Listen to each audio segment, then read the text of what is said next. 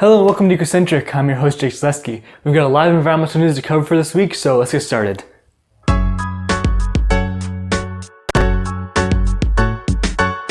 Nestle is, quite frankly, one of the worst companies out there in terms of plastic pollution.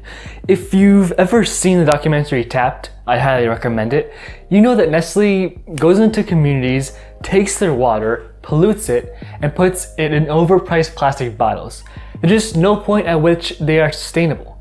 Well, apparently they're trying to change that by switching some products away from plastic and eliminating all plastic straws by 2025. The goal is that by 2025, 100% of their products will either be reusable or recyclable. They join companies such as Starbucks, McDonald's, and Coca-Cola in search for a cup that can both be recycled and compostable.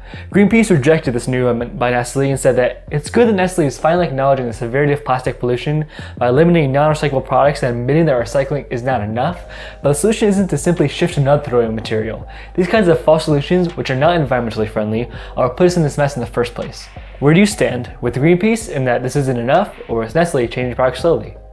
Our next story is about Tesla, since they've just released information on their fourth quarter earnings report.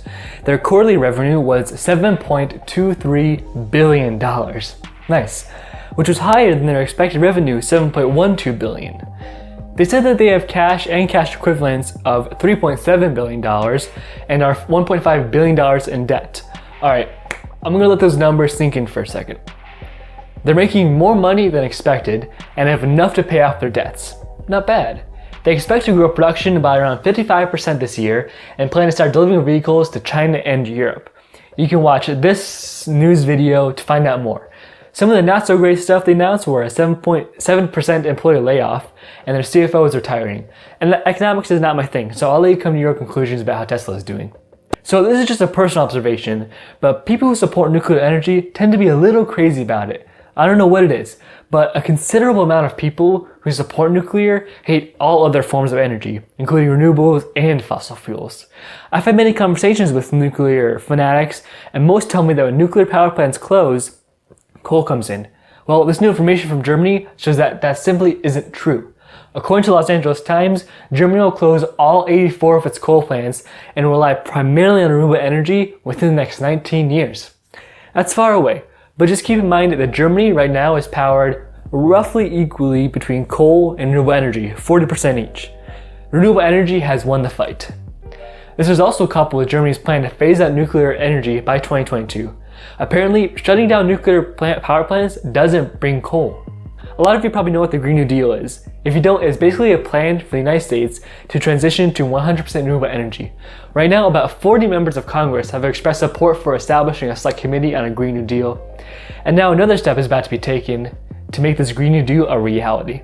Alexandria Ocasio-Cortez and Ed Markey, who are in the House and Senate respectively, are soon going to unveil some actual legislation for the Green New Deal. According to CNN, quote, the legislation will address issues such as job creation, emission reductions, greening infrastructure, and a variety of principles that will come with a robust climate change package. Experts agree that this can be financed despite costing hundreds of billions of dollars. How? Same as how we fund everything else. Increase the taxes where it makes sense, so on the rich, and cut funding where it makes sense, such as by reducing fossil fuel subsidies.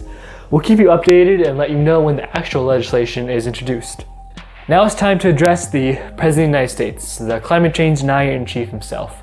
He tweeted this yesterday, and I'm already doing a disservice to Ecocentric by putting it in one of our videos, so I won't read it aloud. I'll let you read it.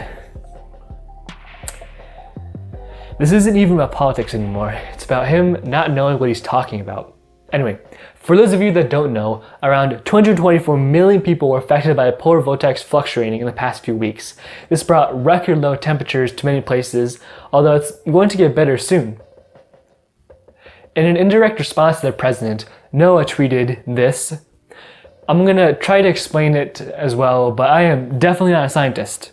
I'm studying to become one, but for full transparency, I'm not a climatologist or atmospheric scientist, and I just report the environmental news and studies. I don't write or research them. Well, basically this is what's happening. Hang on.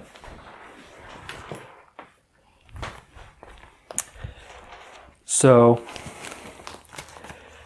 this is the Earth, right?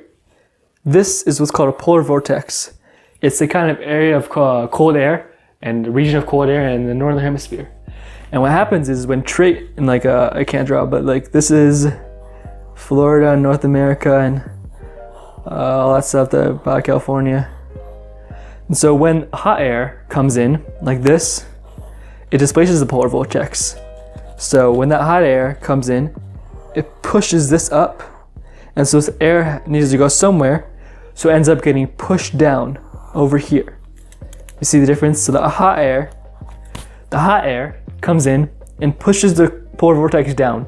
And you can see that usually it's right here, so usually it's not near American cities, but then it gets pushed down, and that's why Chicago, the Midwest, that stuff is happening.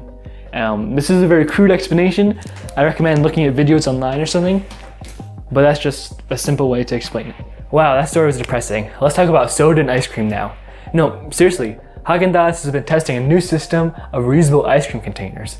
They would look like this here, and you would receive them in a reusable tote bag, eat it, and when you're done, you'd pay a fee of $1 to $10 for them to take it back. Pepsi is going to try something like similar to this. I don't eat ice cream that much, but I mean, if I ordered on a weekly basis, I'd probably take advantage of this. Same with Pepsi. I don't drink soda, but if I did, I would definitely use this system. For our ice cream and or soda fans out there, what do you think? Would you use this? That's all for today. Thanks for watching. As always, you can find the full articles in the description below. If you like this video, please be sure to like and subscribe. It really helps us out.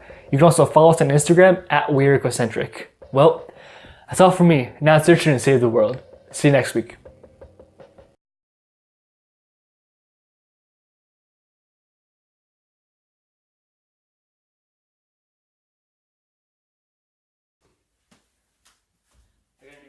I got a new shirt a few days ago.